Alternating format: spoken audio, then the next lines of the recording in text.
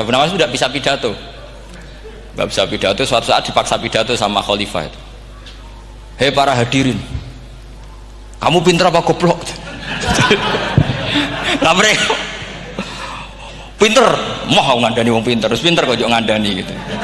Akhirnya hadirin itu kan karena seneng sama Abu Nawas itu seneng. Ya sudah Abu Nawas, kalau gitu kita goblok. Aku mau mengambil wong goblok. Akhirnya terus wassalamualaikum warahmatullahi wabarakatuh. Jadi itu Abu Nawas juga bisa pidato, tapi dia tahu saja caranya menyelesaikan masalah. Jadi itu Abu Nawas. Jadi ya orangnya kacau tapi cerdas itu, makanya jadi guyonan. Sebenarnya Abu Nawas itu figur yang nyata, tapi tidak senaif yang diceritakan orang-orang di anekdot itu. Ya beliau itu orang soleh. Itu kan suatu saat ada Abdul bin Mas'ud liwat. Terus ada beberapa malaikat yang mengawal Abdul bin Mas'ud. Dan Rasulullah itu tahu karena beliau muka syafa.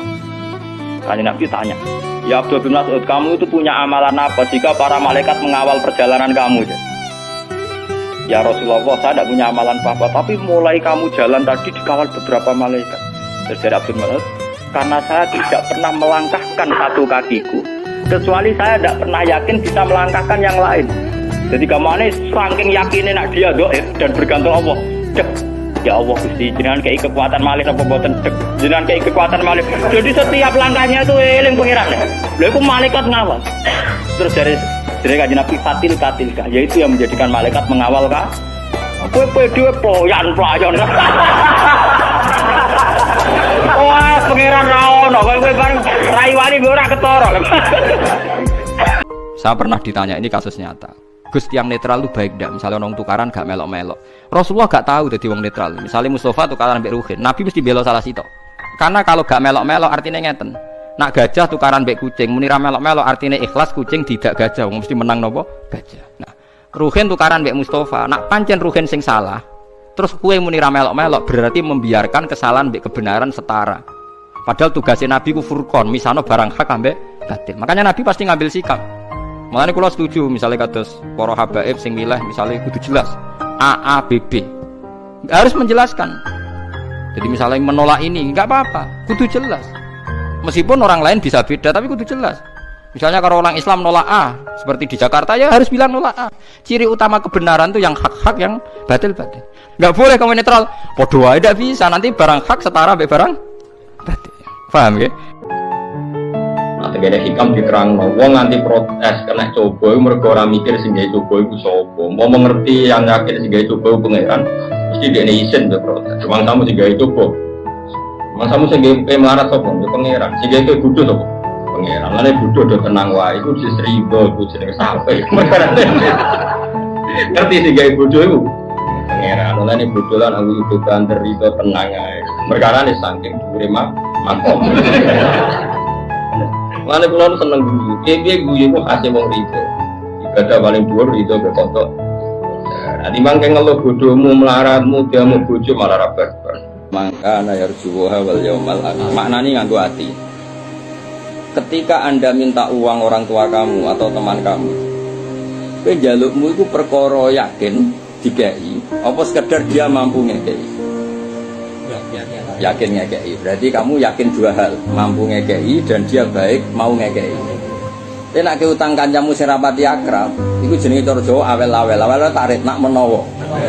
Karena kamu hanya yakin dia mampu karena punya uang, tapi kamu tidak yakin kalau dia ngasih. Nah, kowe donga mbek pangeran kelakuanem sik kedua iki. Berarti campur apa suud. Lah di sini kita hebatnya Kanjeng Nabi ngendikan wal ya'zim fil masalah, nak wani donga kudu yakin mandi. Mergo yo ngenyek tenan yakin donga wis wani njaluk jebule gak yakin.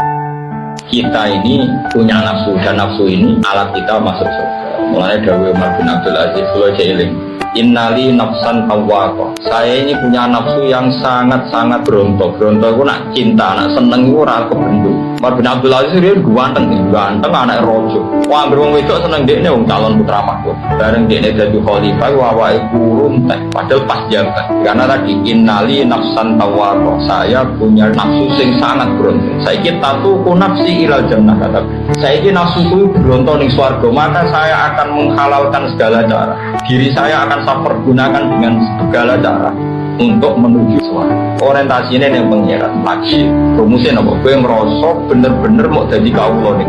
Misalnya ke sholat, ya mereka itu perintah pengiran. Tak wes fatkuli fi ibadi, kok lagi fatkuli. Jadi wong orang, gue ini langsung suarga, tapi status kehambaannya tidak ditata. Problem kita kekinian adalah wong pinter, wong bodoh, itu podo-podo bisa didikte oleh sekelilingnya.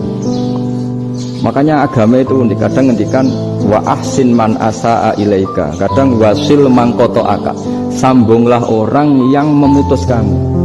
Karena dengan demikian kita hanya didikte oleh Allah Subhanahu wa ta'ala, bukan didikte oleh hukum sosial. Makanya ngaji di sini diantaranya saya akan cerita dalam sebuah hadis sahih dawuh Nabi, la takunu imma'atan taquluna in ahsanan nasu ahsanna wa in dzalamu dzalamna walakin watti'u anfusakum in ahsanan nasu an tuhsinu wa in asa'u alla tadlimu. Kamu jangan jadi orang yang mudah diombang-ambingkan oleh orang sekeliling kamu, yaitu kamu mengatakan jika orang baik ke saya akan baik, jika orang buruk ke saya juga akan membalas buruk. Itu namanya Anda didikte. Orang Islam itu harus mencintai Allah. Ciri utama cinta itu tidak tegang, rileks. Saya bilang begini, kalau kamu pernah 1 tahun digratisi orang rumah, makanan, kamu kira-kira itu mudah nggak mencintai orang yang berjasa sama kamu, minjemin rumah dan ngasih makan gratis? Mudah kan? Apalagi kita ini mudah mencintai orang yang minjemin mobil 1 tahun, ngasih rumah 1 tahun, apalagi selamanya. Kenapa kita tidak mudah mencintai Allah yang memberi kita bumi, air, oksigen, semuanya kita dikasih Allah? Akhirnya mereka mikir, wong mencintai seseorang yang ngasih dalam durasi 1 tahun saja mudah, apalagi mencintai Allah yang ngasih kita tanpa batas. Itu disebut walladzina amanu asyaddu hubbal lillah. Orang mukmin itu mudah sekali mencintai Allah. Caranya dilatih tadi. Kita mudah mencintai orang yang berjasa sama kita. Kenapa tidak mudah mencintai Allah yang tentu? Lagi milih catatan mati apik tak elek. Misalnya dicuri saya elek kan ada kesempatan. Misalnya baru kayak ngaji terus pangeran gak mentolo. Sakake ngaji. Lho itu kan hadis sahih kan. Orang sing nekani majelis ilmu iku disepuro. Bahkan malaikat sing drengki ngendikan wonten sing teko ora niat ngaji, iseng mawon. Mulane aku nek ana darani malaikat ra drengki jare sapa ning hadis iku ana malaikat sing usul Gusti inna fihim fulanan, yang mereka ada niat ngaji, mau liwat terus ana rame-rame mandek. Terus jare dawuh pangeran, mereka itu la yasqa bihim jalisuhum. Mereka itu orang yang paling saya cintai. Jika wong sing nemplek wae langsung tak sepuro aja. Wis ora niat ngaji lah. Gak iso donya ninggal ilmu. Lah saiki wong ra seneng ilmu. Soalnya Nabi itu hebat, mereka mau contoh.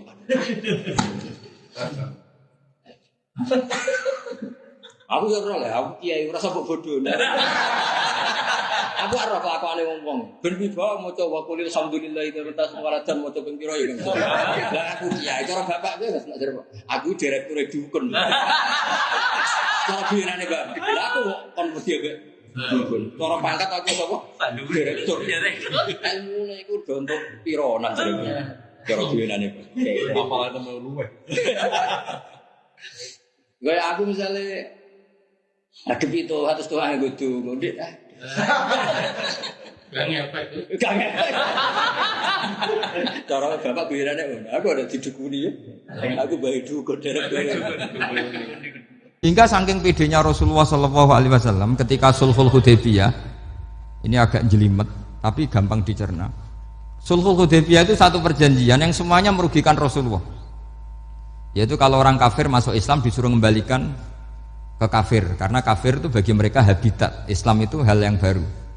Tapi kalau orang Islam menjadi kafir, nggak boleh kembali Islam, berarti kembali ke habitat. Semua perjanjian itu merugikan. Sampai masyhur Sayyidina Umar protes ke Rasulullah, jenengan masih nabi. Itu kan ekstrim tanya, jenengan sampai sekarang masih nabi? Ya, saya masih nabi. Kenapa tanya demikian? Karena semua perjanjian merugikan Islam, menguntungkan orang apakah? Kafir. Semua sahabat sebetulnya persis Sayyidina Umar protes, kecuali Abu Bakar. Lama-lama akhirnya di antara perjanjian itu berbunyi begini, tapi saya minta satu hal, orang boleh mendiskusikan Islam tanpa tekanan. Itu saja permintaan Nabi. Orang boleh mendiskusikan Islam secara bebas, tidak tertekan. Karena orang-orang kafir melihat itu hal yang biasa. Ya nggak masalah Muhammad. Akhirnya orang diskusi. Islam itu apa sih? Islam itu orang yang menuhankan Allah. Allah itu siapa? Zat yang menciptakan langit dan bumi. Lama-lama orang kafir Uyah kira uyah, ya uyahmu lho. Najis to. Najis. Ketika uyahmu sak titik itu di gelas, kemudian disori banyu sak gelas menjadi gelas penuh. Gelasnya ikut najis dah. Ikut karena enggak apa? Enggak 2 kolah atau di bawah 2 kolah. Terus ketika pulpen ada uyohe sampean, terus kena tangannya sampean jadi najis tidak? Najis, karena yang bersentuhan dengan najis pasti menjadi apa? Najis. Itu kaidah fikih. Jadi asal air itu tidak posisi warid, sing dijokno, saya ulang lagi. Kecuali air posisi dijokno, misalnya tangannya sampean kena uyo terus mbok gebyur banyu itu suci. Tapi kalau uyo itu di gelas, kemudian air itu dijokno tapi saat posisi di apa? Di gelas itu najis semua. Wah intinya ngeten ae, sampean rungokno kok mungkin sampean paham duduk perkara ini. Sesuatu yang kena najis itu pasti menjadi apa? Najis. Nah. Dan itu kaidah yang diakui semua ulama seluruh dunia. Tapi problemnya secara riwayat adalah kata Sayyidah Aisyah, saya sering ngeroi mani dari bajunya Rasulullah. Saya ulang lagi. Kuntu ufarriku mani ya Rasulillah min sobi. Kulo sering ngeroi manine Nabi di bajunya Nabi. Kemudian Nabi sholat dan tidak membasuh baju itu. Singkat cerita, akhirnya mau tidak mau ulama seluruh dunia mujma'alnya mengatakan mani itu suci. Sampeyan keyakinane mani suci apa najis? Suci. Padahal ini nyulayani ku bedani teori kias jali. Mani ini kan keluar dari makhrajul bauli. Gelem ra gelem mani umpama suci lah itu kan keluar dari makhrajul bauli, tempat yang dipakai keluar kencing, air seni. Mani pasti keluar lewat situ. Logikanya kalau mani yang cair ini lewat sesuatu yang ada najis, logikanya akan kena najis. Dan itu Imam Syafi'i disoal. Masyhur itu perdebatan Imam Syafi'i sama ulama seangkatannya. Sampai beliau dimaki-maki. Laukanal mani yutahiron lakana fi makhrajihi ma yunajjisuhu. Kula nganti apal tak bir nganti saiki. Saya ulang lagi ya. Laukanal mani yutahiron lakana fi makhrajihi ma yunajjisuhu. Kalaupun mani itu suci, toh nanti kalau keluar pasti tersentuh oleh sesuatu yang menajiskan karena dia harus keluar lewat makhrajul baul. Terus Imam Syafi'i marah besar tuh masyhur sampai Imam Syafi'i darani nasirus sunnah. Sudah saya katakan kita berfikih itu berdasar dawuh Nabi. Sing duwe Islam ku Nabi, nak muni Nabi ra muni najis kira usah kecangkeman. Kok nganggo kias barang ku nak ra ana dawuh Nabi. Wong Nabi sing ngendikan kok ijek mbok kias. Napa kowe ape dadi nabi? Ya sudah seperti itu. Termasuk kearifan kita sebagai manusia itu belajar dari takdir yang kita hadapi, yaitu keterbatasan kita sebagai manusia. Kita harus bisa ngelola kegagalan, terima qada qadar. Makanya kata Mbah Mun, abahnya Gus Yasin itu sering cerita ke saya, iman itu paling dhuwur itu iman qada qadar, khairihi wa syarrihi minallah. Kita harus punya kesiapan iman khairihi wa syarrihi minallah. Bahwa segala kebaikan, segala syar itu sudah digariskan oleh Allah Ta'ala. Kita bisa apa sebagai manusia? Saya pernah guyon sama orang kaya di Jakarta. Dia uangnya miliaran, mungkin malah triliun. Guyon sama saya, Gus saya ini sudah sekian bangun masjid di mana-mana. Saya ini berarti hebat. Enggak, kata saya. Enggak ada masjid, agama tetap jalan, kata. Karena di kampung-kampung sudah banyak masjid, kata. Masih keren tukang becak, kata. Kok bisa, Gus? Sampai nyumbang masjid 1 miliar. Itu masjid apa, kata? Ya masjid-masjid besar. Nah itu paling dipakai kubah atau menara atau apalah yang tidak mendesak. Tapi kalau orang miskin, ngutangi orang miskin itu kalau nggak utang hari itu nggak makan. Kan nggak mungkin tukang becak ke utang ada bank atau orang kaya raya, kan kenal saja enggak. Mesti orang miskin utangnya sama orang miskin. Saya kalau orang kaya utang Habib Bidin mesti mau beli Innova. Karena level orang elit, jadi utangnya itu beli Innova, aksesoris Innova, seri terbaru. Tapi kalau orang miskin sama orang miskin, utangnya itu beras untuk nyawa.